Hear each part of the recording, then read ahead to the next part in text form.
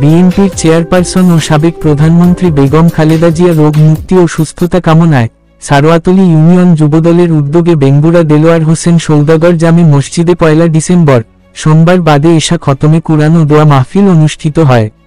দোয়া মাহফিলে উপস্থিত ছিলেন চট্টগ্রাম দক্ষিণ জেলা যুবদলের যুগ্ম সম্পাদক আব্দুল আলম নীরব, বিএনপি নেতা শাহজাহান চৌধুরী, বোয়ালখালী উপজেলা যুবদলের যুগ্ম আহ্বায়ক নজরুল ইসলাম তুহিন, মোহাম্মদ জাহাঙ্গীর আলম, বোয়ালখালী পৌরসভা যুবদলের যুগ্ম আহ্বায়ক মোহাম্মদ জসিম উদ্দিন, সারোয়াতলী ইউনিয়ন যুবদল নেতা কামাল জিয়া, মোহাম্মদ শাহেদ, ইয়াসির টিটু, আব্দুল করিম সহ অন্যান্য সহযোগী সংগঠনের নেতৃবৃন্দ।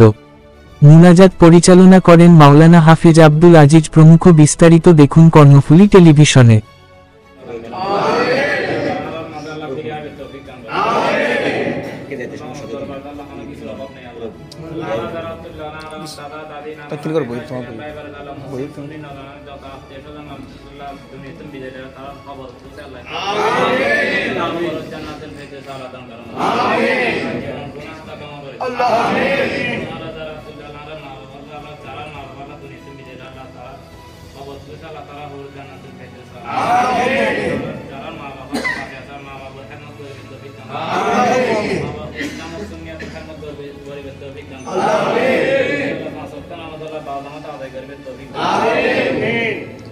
وصلى الله تعالى على خير خلقه ونور عرشه سيدنا محمد وآله وأصحابه أجمعين. آمين.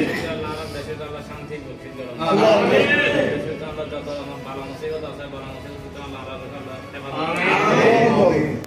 আল্লাহ দেশের আল্লাহ বতাকিদের আল্লাহ যত আল্লাহ ইসলামের নাম দিয়ে আল্লাহ যত বতাকিদ করাতে তারা যেন আল্লাহর ঈমান আল্লাহ হেফাজত করুন। আমিন। আল্লাহ ঈমানের রহমত আল্লাহ ঈমানের মজবুত করুন। আমিন। Allah bisa diawalkan Allah sahabat takbir taufik dan barakah. Amin.